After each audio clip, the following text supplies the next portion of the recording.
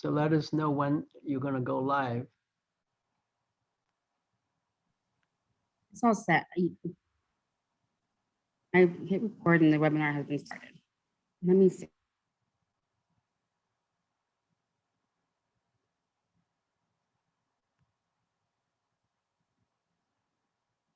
Oh, we are live. Okay, great. Good afternoon, everyone. Welcome to panel 2, Public Health Forecasting and Infection Control for COVID-19.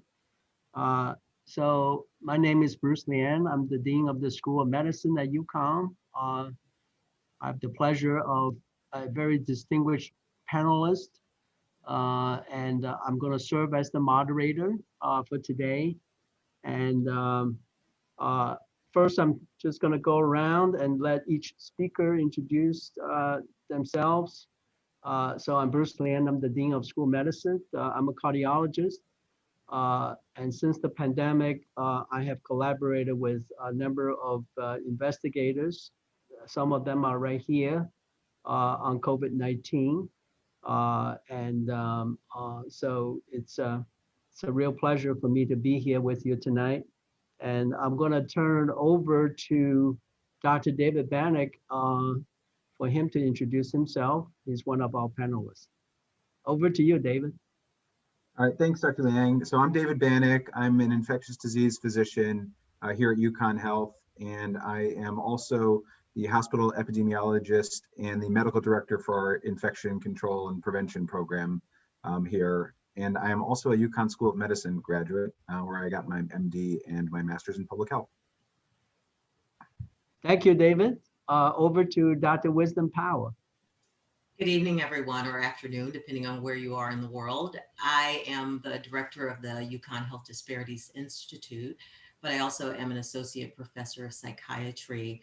And I actually served and chaired Mayor Brannan's COVID-19 recovery working group for around public health. It's a pleasure to be with you. Thank you, Dr. Power. Last but not least, Dr. Pedro Mendez. Hi, good afternoon, everyone. My name is Pedro Mendes. I'm a professor of cell biology. I am a computational biologist. I do my work mostly making models and simulations of biochemical reactions, but in this case also of COVID. I'm also the director of the Center for Cell Analysis and Modeling here at UConn Health. Thank you, Pedro. Yesterday, we hit a horrific, tragic milestone with 500,000 deaths in the US. COVID-19 has now surpassed heart disease as the leading cause of death in the last 12 months. We learned so much more compared to a year ago. As you will see in this presentations, we are at a good place, but we can't let the guard down. And we need to continue to push on everything we've been doing. There'll be some very interesting data we're going to be sharing with you. One piece of data we have garnered recently was a study in collaboration with our colleagues at the Jansen lab, where we developed a very sensitive method to actually measure the amount of so-called protective or neutralizing antibodies in the blood. And to our surprise, people who had mild COVID or they didn't know they had COVID had relatively low antibody level compared to people who are severe enough to require hospitalization. And so if you have low level of antibodies, you may not protect yourself against another infection, which is the reason why we recommend everybody gets vaccinated. And we have a lot more to say about the vaccine today during the panel. And so I'm gonna start the panel discussion. Our first speaker, David Banik. Maybe we can just go straight to questions. I know you got some interesting slides you want to show us as we move forward. So David, what is the current understanding of the transmission of SARS-CoV-2 virus which is the one that causes COVID-19? And what are the key infection control strategies to prevent spread in the community and also in the healthcare setting? So actually, 3 questions in one. Thank you. All right, thank you, Dr. Liang. So, I think if we reflect on the past year, we've certainly learned quite a bit about this virus and how it is spread from person to person. So a lot of our early thinking about the virus was based on what we know about coronaviruses in general. Coronaviruses are seasonal viruses. They cause generally mild symptoms, but COVID-19, even though it's a coronavirus, seem to behave much differently. But we based our understanding on it based on the microbiology that we understand from these other coronaviruses. So essentially, this virus is primarily spread through respiratory droplets. We know that the respiratory secretions that we exhale when we talk, when we cough, contain droplets and virus within them. And these droplets tend to spread about 6 feet. So that's why with our physical distancing recommendations, we've been recommending 6 feet as the standard to provide that barrier between people. There have been some other mechanisms that have been explored. So initially, if you'll recall, there was a lot of concern about surfaces being a major form of transmission. And that was based on the fact that early on we were able to detect the virus presence on surface in the hospital, and even outside the hospital. If you'll recall, there was concern that the virus was attaching to cardboard and maybe transmitted through mail and things like that.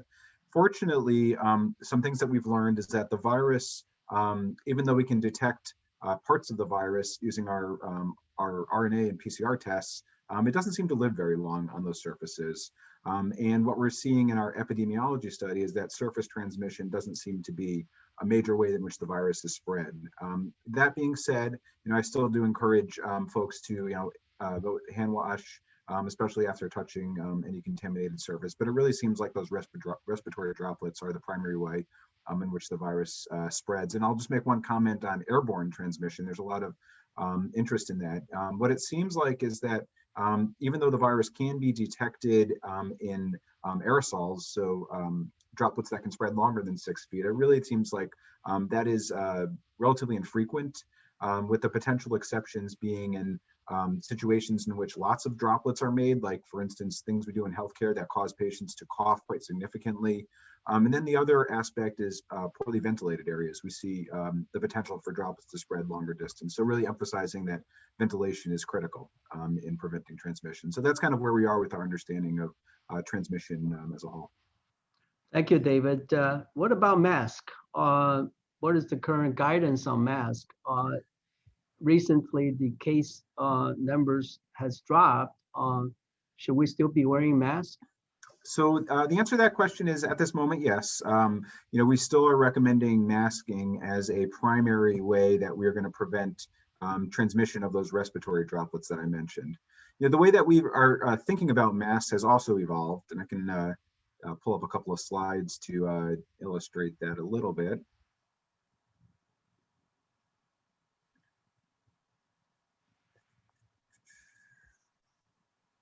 All right, so when we think about masks, there's a couple of principles behind wearing a mask.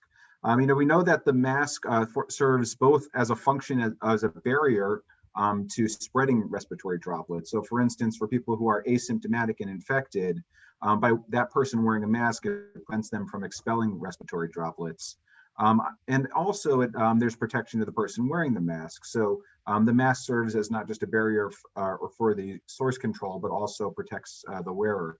And that's really important and something that we're learning more about. But just my overall thinking about masks, there's certain masks that we definitely want to avoid. Those exhalation valves, as you can imagine, they don't prevent that blockage of the exhaled droplets. So we don't want to be using those because they still allow us to spread our droplets. Additionally, the quality of the mask is gaining a lot of attention, and justly so. There's multiple studies that are demonstrating that the single layer masks are less effective than wearing a thicker multi-layer mask. And also comment briefly on the N95 respirators. Those are special, extremely high level filtration masks that we use that need to be fitted to individuals' face that provide the highest level against those aerosols, those really small droplets. So, kind of most recent attention has really been on the recent change in CDC guidance in which double masking has been brought to light. And this was really based on a study that was performed in a laboratory at the CDC and just published last week in the CDC journal, the MWR. And what this study did was it looked at different masking strategies to see if there were different levels of protection to the wearer. What the study did was it compared sort of the standard type procedure mask to a standard procedure mask covered with a cloth mask, as well as a standard procedure mask that was actually more tightly fitted to the face. So using things like the wire nose bridge, even tying knots on the side of the mask to help the fit a little bit closer to the face, and tucking in the sides to eliminate those gaps. And essentially what this study showed was both wearing a cloth mask over a mask, as well as tucking in the sides of the mask and ensuring that it has a tight fit, really provided an even higher level of protection than sort of the standard procedure mask. So, my bottom line when it comes to masks is they're really most important when you're indoors, and they can be important when you're outdoors and in close quarters with others, close contact where you can't physically distance. Wearing the mask correctly is critical, and wearing something that has at least 2 layers and can fit well, fitting close to the face to eliminate those gaps are really going to be your most effective strategies for masking. Thank you. I'm going to now wear a double mask from this point on. So the next question is, well, we heard about the variants, the UK B117 variants, and then more recently, the South Africa variant. They've known to have increased transmission. That means they can infect people more easily. And unfortunately, there's been some reported increase in their virulence, which means that they can cause more severe disease. So what should we do about these variants? And are there any treatment for the variants? What is the prospect of new vaccines that are directed at the mutations in the viral genome that cause the variants? So a couple of questions for you, David. Yeah, really important questions. These variants have certainly garnered a lot of attention, and as they should. So, what we know about coronaviruses in general is that they frequently mutate. So that part isn't surprising. And some of those mutations lead to significant changes in parts of the virus, particularly the spike protein. And some of those changes in the spike protein make the virus either more contagious or potentially more virulent.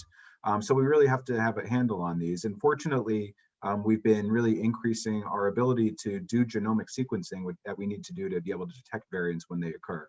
So I'll speak to a couple of the specific ones that you mentioned. The B117 variant, which was first detected in the UK, that does seem to be more contagious. And exactly why it's more contagious, we're still trying to understand. It seems like individuals with this variant may tend to have higher viral loads, which may make them more contagious. There's also some consideration that these variants may attach better to those receptors, those ACE receptors on the nasal mucosa, and maybe that makes them more contagious. Still trying to really get a handle on that. The other variant that has gained a lot of interest is the B1351 variant, which was identified in South Africa. This one, interestingly, has several changes to the spike protein. I believe it's up to 10 changes. So it's significantly altered compared to the wild type virus. And that's really important for a few reasons. First, it's important because we need to think about how that impacts some of our treatments. So I know Dr. Decaus had talked about the monoclonal antibodies that we used during the last Foundation webinar. And these antibodies basically stick to the virus in very specific ways. And if the virus mutates, there's some concern that they may not be able to stick as well and may not be as effective. And then the other piece is, what's the role of vaccination with regard to these variants? And can these variants be less, or can the vaccine be less effective in protecting against variants? So far what we're seeing, which is reassuring, is with regard to the B117 variant and the B1351 variant, is that the vaccine generates high levels of neutralizing antibodies against both of those, at least the mRNA vaccines, the Pfizer and the Moderna vaccine. So that's reassuring. I think we still have a bit more to learn about other variants and how the vaccine might be impacted and also the other vaccines that are going to be coming available, including the Jansen Johnson & Johnson vaccine that's going to be reviewed by FDA on Friday, and potentially could become authorized in the next few days.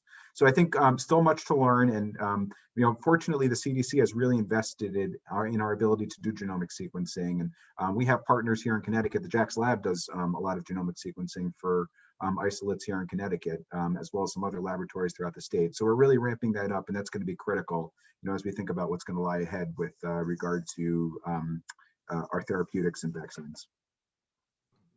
Great. Since you were talking about the different vaccines, you mentioned the mRNA vaccines. Those are the Pfizer's and the Moderna one. What about the other two vaccines? Those are one shots, right? I think So the other two, which have yet to be approved here. Yep. So there's the Jansen Johnson & Johnson vaccine. That is a single dose vaccine, which is shown to be very effective in preventing infection. That's the one that's going to be reviewed on Friday by the FDA, and we're anticipating some news regarding authorization potentially within the next week or so. So that's really reassuring. And if we can get a single dose vaccine, the other added benefit is the storage and handling requirements are much less stringent than the mRNA vaccines. You may have heard a lot of people discuss how these vaccines require really extremely cold temperatures for storage, whereas the J&J vaccine uses a slightly different technology that doesn't require that, and that's really important. There's other vaccines out there like the AstraZeneca vaccine, which uses a slightly different type of mechanism, which I think is one of the vaccines that's furthest along for FDA evaluation. But we'll see. I think there's the more vaccines we can get out there, the better, in my mind. So the Moderna and Pfizer have close to 95% efficacy, at least in preventing severe disease or preventing symptomatic disease.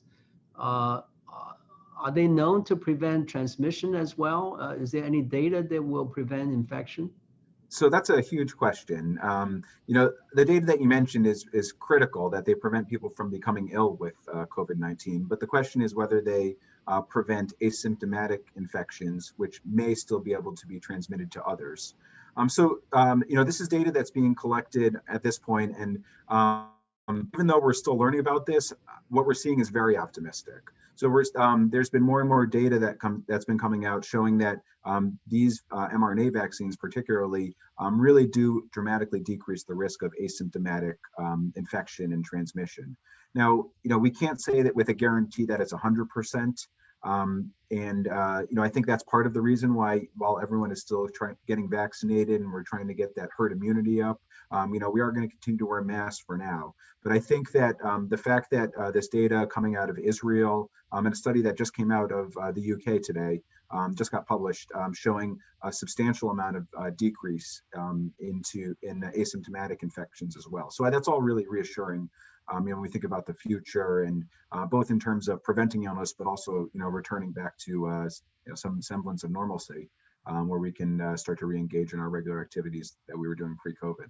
Right. So in the late press, it's been shown that the J&J and AstraZeneca may be less efficacious than the Pfizer or the Moderna vaccine. What kind of numbers are we talking about? So Pfizer, Moderna, 95% effective.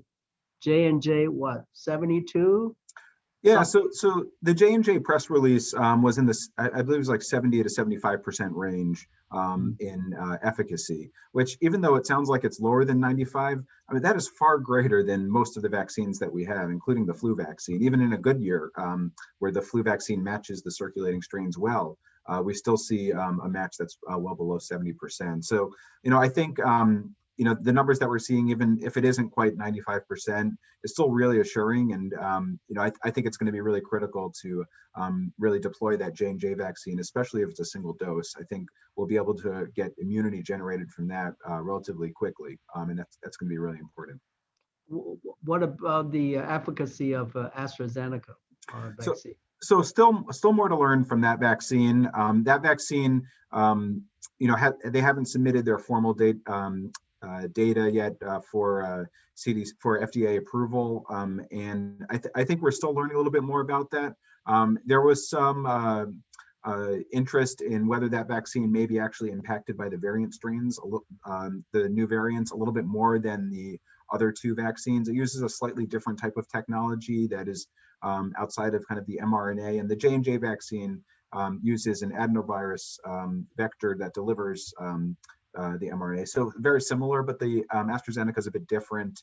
So I think, still a little bit more to learn about that in understanding where it's going to lie in our armamentarium with vaccines. Great. One last question. Forecasting, will there be another surge? Well, that's a good question. And I think if COVID's taught us anything, it's to stay humble with our predictions. But I can share my thinking, and maybe Dr. Mendez will be able to share some thoughts on this as well. But in my mind, I think I'm very encouraged by what I see with the declining cases over the last month. I think that's really optimistic. There's some key things that we need to keep our eye on when we think about the future. So, understanding what's happening in terms of vaccine uptake in the community. Are we getting that level of herd immunity from vaccine, coupled with natural infection for those who have been infected? We got to look at these variants. We got to understand, how they're going to play into protective immunity, and whether we see changes in variants that may lead people to be more likely to get either infected after a vaccine or or lose their natural immunity. And then the other key piece is going to be the durability of immunity, right? So we don't really know for sure how long our T cells and our antibodies are going to last after an infection or after a vaccine. So those are going to be the really critical pieces that we have to keep our eye on. But I'm encouraged by what we've seen the last few weeks. I think we got to stay vigilant and we got to stay optimistic in what is going to lie ahead. So we'll see. Great. Thank you. Don't go away. We may have questions for you, David. I would like to move out to our next speaker, Dr. Wisdom Power. Here you are. Good to see you again. You too. Wisdom. So I got a few questions for you. So this has to do with how the community reacts to COVID-19 and some concerns and questions regarding the vaccine. And there's been a lot of discussion about COVID-19 vaccine hesitancy and even mistrust in the underserved communities. What do health system leaders like yourself and us need to understand to better address these concerns? Thank you for the question. I think that, first of all, the distribution of a vaccine to a population is an incredible undertaking. And it requires so much planning and lots of leaders, thought leaders around the table to decide how to do this. And we are in an unprecedented time. So I want to frame everything I'm about to say with that understanding that we recognize how challenging it can be. But one of the things that has been troubling to me is the meta narrative around vaccine hesitancy that we have all been leaning into. And I think because that narrative largely ignores, mutes, or minimizes the history of scientific racism that has happened in communities in the past and present. And I mention the present because I think that sometimes we think that communities of color in particular are relying on information from past incidents of medical malice to make their decisions about whether to take the COVID-19 vaccine. And while that history looms large and it presents a rational reason for being mistrustful of systems, it's not the only thing that folks are thinking about. They are also considering how we are handling COVID-19, and they're taking notice of the inequitable ways in which we've confronted testing, even now with the vaccine rollout. As you're probably aware, the data across the nation affirms that even though COVID-19 has disproportionately impacted Black, Indigenous, and communities of color, that non-Hispanic whites, particularly those who are wealthy, and even in our state, are getting the vaccine at higher rates. That's not just about hesitancy. That's about structural issues, because you can't expect people to come to something that you have yet to build. So we have to build the inroads to equitable vaccine access first before we can determine whether or not it's the hesitancy of the people that's leading to the lower rates of uptake. Thank you. It seems to me that we need to be perhaps more aggressive and proactive in getting the vaccines and the outreach to the underserved communities, and collect data along the way as well. So Wisdom, you are a world expert on men and boys of color, and you've done a lot of research on Black male health, which reveals about the source of mistrust or medical mistrust for this disparity population. So can you share some of your research insights on this population for us? Absolutely. So for the past 20 years, I've been, along with other colleagues around the nation, examining the correlates of mistrust in Black communities, particularly among Black men who, as we know, were the primary subjects of the now infamous Tuskegee study of untreated syphilis among the Negro male. It is probably the most frequently cited presumed barrier to vaccine uptake and health systems use in Black communities that we discuss, which is why I lift that up. And what we have learned over the years of this research, that it's actually not incidents that have happened in the past that push people back from health systems, from vaccines, and for other medical interventions. It's actually the more proximal exposures in their everyday lives that give rise to mistrust. In Black male populations, what we know is that men who have experienced more frequent everyday racism, like being stopped and frisked, like being assaulted by police officers, like we observed among George Floyd, Ahmaud Arbery, Drayshawn Reed, then the list goes on, that even those incidents of mistreatment based on race in your general life has carryover effects to health settings. So if you're treated unfairly by other systems, the likelihood that you would assume that health systems will also treat you unfairly because of your race are higher. And we also know that Black men are not stuck there, even when they experience high rates of racial discrimination. Many of those men are able to override or overwrite their mistrust if they have a recent patient-centered experience with a health system or provider. So in other words, mistrust is not immutable. It thickens and thins as individuals transact with systems and individuals. We can actually move the needle on mistrust in very clear ways and transparent ways. What we have managed to do in this vaccine rollout across the nation, not just in our state, is that we've used what we call a horizontal equity lens, where we solved for the age problem, but we haven't really solved for the intersection, which, if you use age only as a determinant for how you're going to roll out a vaccine, what you actually miss is that life expectancy are different by race, ethnicity. And we know in our nation, Black males still live the shortest lives of all individuals in US society. And as a result of COVID-19, they have lost, even in this short, run of the virus, 3 years of life expectancy. That's erasing a decade of gains in life expectancy for this population, which is why we can't afford to locate the central focus of our efforts on treating mistrust as an attitudinal barrier only. Mistrust is socially produced by experiences, exposures, and by people's interactions with health systems. So if we're going to fix the mistrust problem and the hesitancy problem, then we have to build systems that treat people equitably from the moment they walk into a clinic setting until they are discharged from a hospital. And we've seen time and time again that health systems have not really risen up to meet communities of color at their highest needs or highest intentions for healing. And that's what we need most now if we're really going to move the needle in Black, Indigenous, and other communities of color. Yeah, so you bring home a very important point, Wisdom, that the vaccine hesitancy or the medical distrust or mistrust is actually a social one. It's rooted in the social situation, the structural bias and the racism, the everyday experience of the folks in those communities. It's not a medical one, it's really a social one, a structural one. But in the meantime, it's been there, right? It's been there for decades or century. Do you have any thoughts on, I mean, I'm sure this keeps you up at night, perhaps.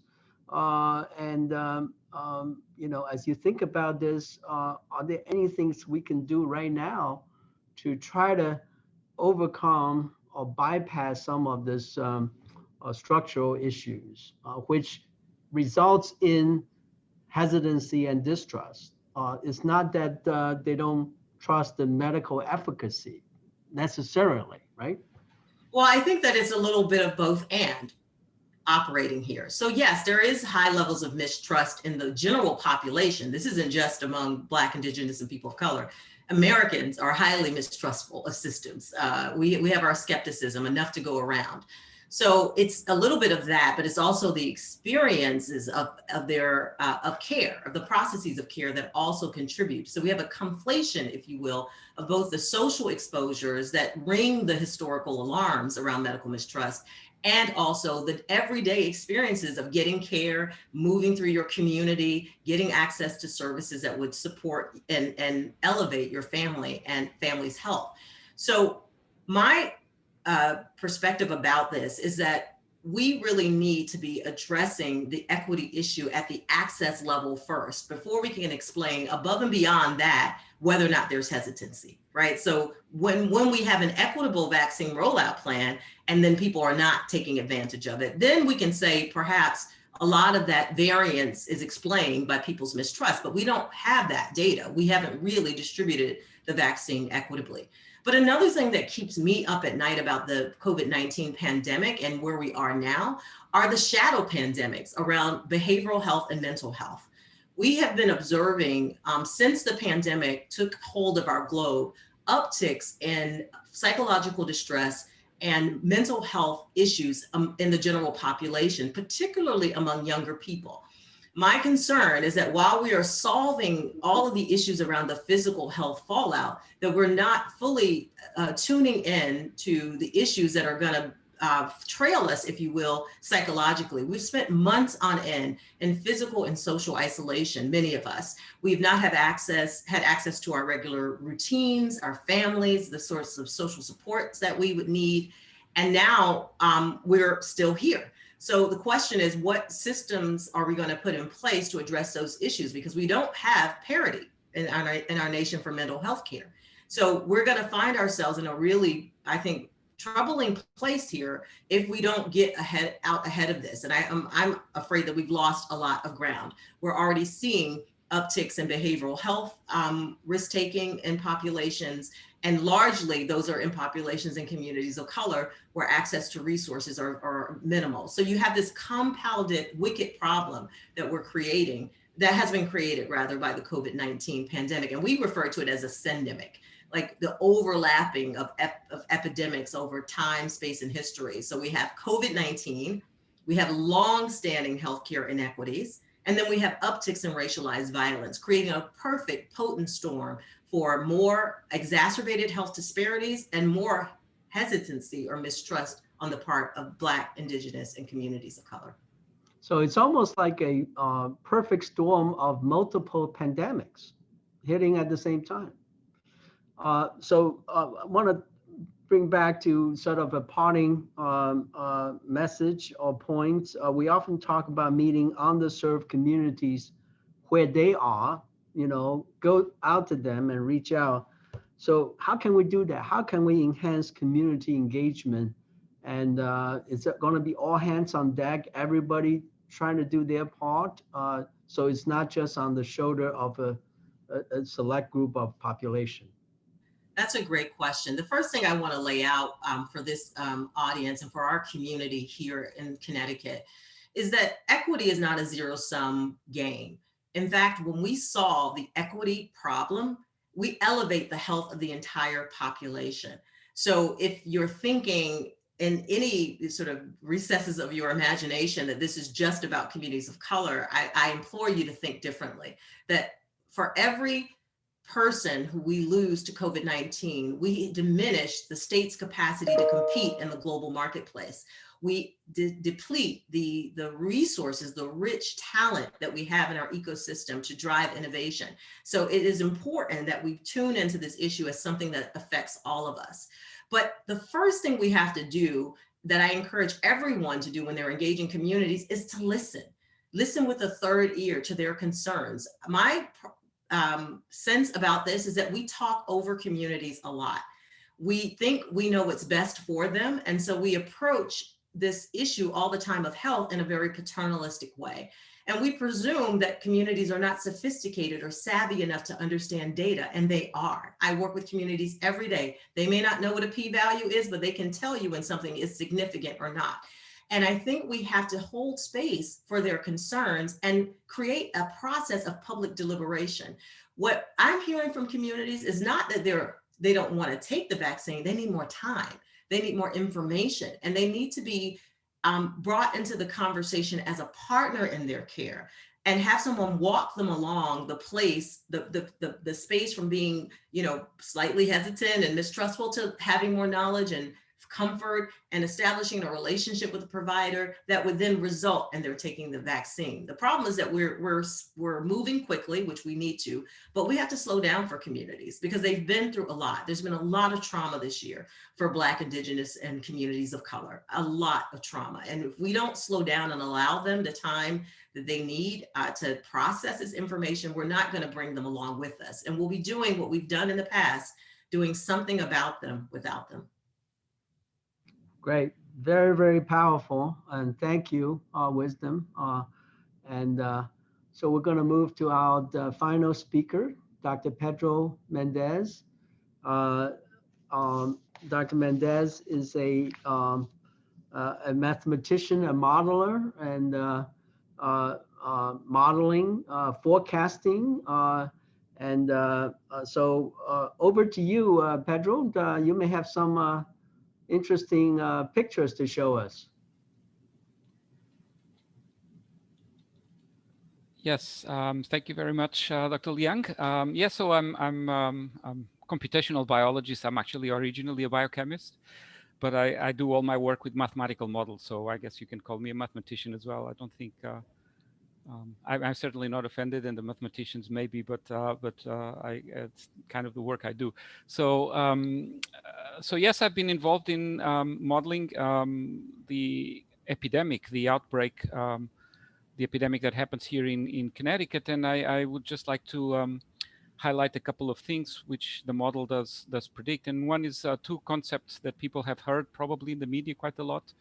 One is called R0, or R0, some people call it, and the other one is the RT. And I'll just explain what these two things are. The R0 is a very important value. It's what we think is the average number of people that get infected by someone who has an infection. And that is a property that depends on the virus, properties of how the virus infects certain people, but it is also a property of the environment, of the population, and of the climate, and of the connections between people, the social networks that people form. So each location will have a different value of R0, even for the same virus. So I try to, in my model, one of the things that comes out is these two values.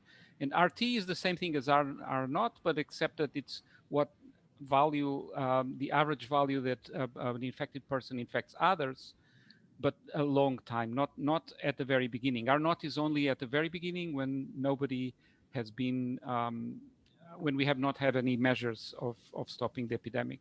So essentially, when R0 is bigger than 1, or RT is bigger than 1, we have an expansion of the epidemic. So more people get infected, and the epidemic propagates. And when the value becomes lower than 1, we have a reduction. And so we have peaks when R0 becomes larger than 1, and we have then decay when it becomes lower than 0. And if we look at what happened in Connecticut, very quick history here is, we started with an R0, which we now estimate to be probably closer to 5.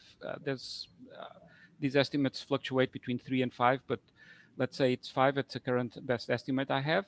And then a few days later, we issued a ban on gatherings of 50 people, and that brought the number down already. And then a few days later, in March 23rd, we had an order for sheltering at home, and all non-essential workers had to stay at home. That brought things down. But then another thing that was very important was that we started testing more and more people. And that was probably one of the best things Connecticut did along is testing more people. So when you test people and you detect that they're infected and they might have been asymptomatic, they know they will quarantine and they no longer infect others. And that really brings down. So along the times, as you could see, by May 10, we started releasing a few people. So this value came up, but it's still below 1. And then later on, it only became above 1 when by September 14 or around that time, which actually turns out to be the time when we reopened schools and colleges. And colleges might have actually more a stronger influence in propagating than schools because of obviously this virus propagates more in older people than younger. The model itself kind of predicts this value, and it tries to it mimics how people contact each other and how they can pass the virus. But then it depends on certain parameters that I have to infer from the data that we have published in Connecticut. So the data is a number of hospitalizations, number of deaths, number of positive cases. So I constantly update the model to try and fit the data the best possible. So Pedro, you know, as a computational scientist and mathematical modeling, you are really the fortune teller in this case, right? But there's a potential big wrench that will get thrown into telling the fortune and the future, that is human behavior, right?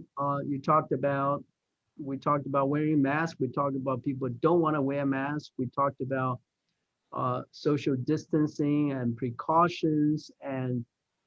But how do you control for human behavior or lack of precautions behavior on telling the future? Are there ways you could try to introduce to your mathematical equations? Yes. So one of the things that I try to update the model is that I update all the parameters daily. So as we get new data every day, I rerun the model and estimate the parameters with more accuracy. But of course, I cannot predict what people will do in the future from there. So we use a stochastic model that basically simulates many similar properties many times, and from there we can have some confidence. And it's in that sense, it's a bit like the weather, because the further out we go, the less confidence we will have. Now, what is very different from predicting the weather is that we humans don't have much impact on the weather, particularly at short term. If it's going to rain tomorrow, it's going to rain independently of whatever we do. But in terms of the epidemic, we have a big control over it because our behavior affects what is going to happen. And so that is always an unknown. The other unknown is, of course, as we already mentioned with Dr. Banik, is the new strains, particularly the B117 strain, the UK strain. And we know that it's in the community and we know that it is growing. I hear today there were data from New York State where they now think the prevalence there is 6% of all the infections, but it was 3% just a month ago. So it's doubling quickly. And that may bring us another wave. So it's unclear what is going to happen. Most likely there will be another wave. How large it will be depends a lot on when how fast it's propagating in the community, and that we don't know yet. We'll only know this when we start seeing the number of hospitalizations starting to go up again. But it's basically a race between the vaccination and how fast or how quickly the new strain will establish itself. Right. And we're doing good with vaccination, so I hope we continue vaccinating in the numbers we are. Yeah, that's important, isn't it? Because we learned from earlier speaker, David Banik, that at least the two vaccines that we've been using, the Moderna and Pfizer, appear to be effective against the new variants as well. So if we could get ahead of these variants before they spread, we might really, give you the ability to forecast, what kind of surge we might have, or hopefully we won't have, right? Yeah. So when you build your model with the variants, how do you take that into consideration? 3%, 6%, 15%, Yeah, we know from particularly from data from the UK that the B117 strain is 50% more infective than the normal strain. So that I can incorporate in the model very easily. The only unknown is when it starts propagating in the community. We know we have detected cases, but we don't know how widespread it is already in the community, and that's the only unknown. So I do very many simulations with different dates at which it starts propagating, and the later it starts propagating, the smaller will be the wave and the later it will be. So the next wave could happen mid-April, it could happen in late May, depends. And if it happens in mid-April, it will be a stronger wave, it will be more hospitalizations. If it happens in May, it will be probably a smaller wave and probably even smaller than the ones we have. And that all depends, because what is happening is we are vaccinating people at a constant rate, more or less around, I think, 9,000 per day. That's the estimate I have here in Connecticut, 9,000 people per day, second doses. And so if the later that strain establishes, the more people will already be protected, and therefore the harder it is that it will cause a big impact. But it is an unknown. It's something that I have my eye on every day. When do hospitalizations start to increase? And we have to see an increase for 2, 3, 4 days in a row before I can say that's really increasing, because these numbers fluctuate. So a real race here, huh? It is. The vaccine versus the variant, the two Vs. I believe it is the case. Fortunately, the B117 strain seems to be equally protected by the vaccine as the normal strain. Maybe not the same for the South African one, but the B117 seems to be at least the same level that the normal strain. Right. So we're coming up to the last 10 minutes or so. For the audience, if you have any questions, please use the Q&A tab at the bottom of your Zoom. But before we leave you, Pedro, I'm going to put you on the spot. I hope you don't mind. So as a fortune teller, what is your forecast for the next 6 weeks? So we are near the end of February. We are going into March, and then so 6, 7 weeks from now we'll be in the middle of April.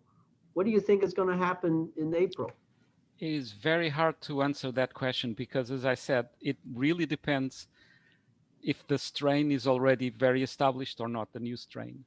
If it is not, then by mid-April we will have very low numbers. We will be like where we were perhaps in July, August, where things were looking good at that time. But Great. we could also already be in an upswing for the new wave. It depends. It is really very difficult to forecast that far ahead at the moment. Okay, all right. But someone once told me that all models are round, right? So if you're less round, then you are successful. No, the question is whether they're useful. It's not whether they're right. They're all are wrong, but some are useful. And I think the usefulness here is to play around with these numbers. What we can learn from the model is really that this race with the vaccination is very important. And so, doubling down on the vaccination and increasing the rate is really what's going to help us. Great. Well, thank you. I'm seeing some questions now, and perhaps David, you could take this one. Someone asked if I have autoimmune disease, should I take the vaccine, and which vaccine is best for me? So good question. In terms of autoimmune disease, I think there's a few key things to think about. There were people with autoimmune diseases who were included in the Moderna and Pfizer vaccine trials, though they were in relatively limited numbers. But importantly, this vaccine is not a live vaccine, so it does not cause someone to become infected with COVID-19. That's a concern with some other types of vaccines, but that's not an issue with this vaccine. Having an autoimmune disease is not a contraindication to getting the vaccine. So, I think, my recommendations would be when you're eligible for your vaccine, you go ahead and get that vaccine. With regard to which vaccine, at this point, certainly either of the mRNA vaccines would be what's recommended. And, once the next vaccines become authorized, we'll see how they fit into the armamentarium. But right now, for folks with autoimmune disease, they do get recommended for vaccination, and whichever vaccine they can get access to would be the appropriate vaccine. Yeah, so this may not be the question, but it's a corollary to the excellent question this audience member has asked. That is, if you have autoimmune disease, you might be taking some immunosuppressive drug, right? So would the immunosuppressive drug like prednisone, Plaquenil, would they suppress the immune response to the vaccine, right? The immune response generated by the vaccine is a good thing because you want to block the virus. Yeah, that's a really good question. I think we still have information yet to learn about that particular question. There is an immune response that's generated even in individuals who are on some immune suppressing medications. Whether it is going to be quite as robust as someone who is not on immune suppressing medications is probably going to vary quite a bit from person to person and medication to medication. But in my mind, having some immunity from a vaccine is, even if it isn't as high level as immunity as someone who isn't on immune suppressants, is still going to have value and protection. So, by all means, I wouldn't let that stop someone from getting a vaccine. Okay, good. All right, I think there are a few more questions. So, how effective is the J&J vaccine compared to Pfizer and Moderna? Maybe you have already answered this, but maybe you can answer it again. So, good question. And, I think the data right now hasn't been released yet for the data that's going to go to FDA on Friday. I think we're expecting that to actually come out tomorrow. So we'll be able to really look at that closely and see what the overall efficacy is in the general population and maybe even in some subpopulations. At this point, the preliminary data suggests efficacy rates around 70%.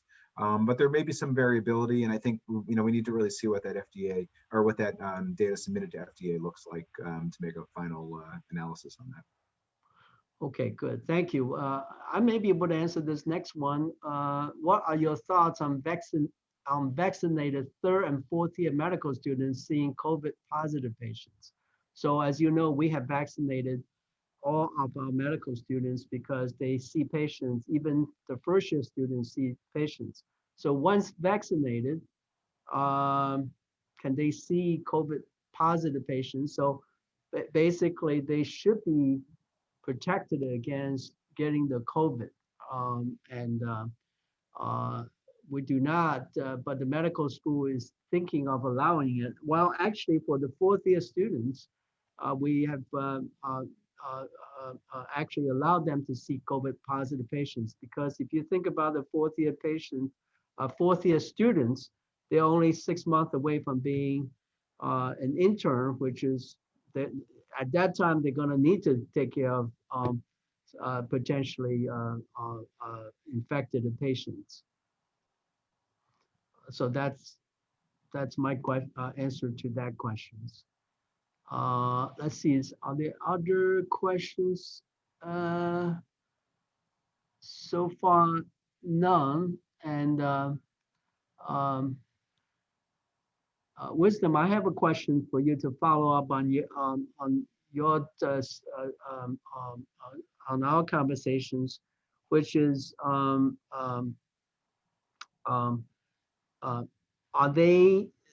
would you recommend some sort of a mobile vaccine unit going to meet the communities, and how do we, I mean, that's from a practical standpoint, maybe a little easier to, get to the communities. But that's probably not going to be sufficient, right?